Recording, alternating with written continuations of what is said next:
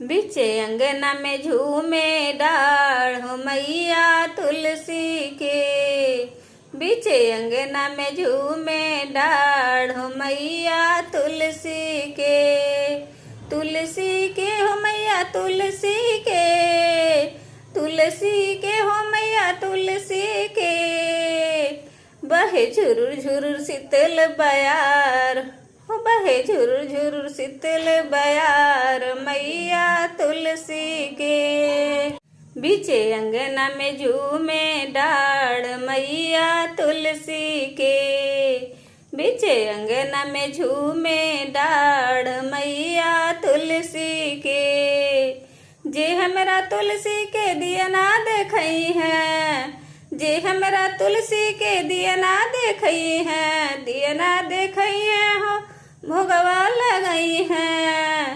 हाँ जे हमरा तुलसी के दिया ना देखई है। दिया ना देखई है हो भोगवा लगई है। रही हंसत खेलत परिवार हो रही हंसत खेलत परिवार मैया तुलसी के। हाँ जी अंगना में झूमे डाढ़ मैया तुलसी के। हो मैया अंगना में झूमे डाढ़ मैया तुलसी के। बीचे अंगना में झूमे डाढ़ मैया तुलसी के।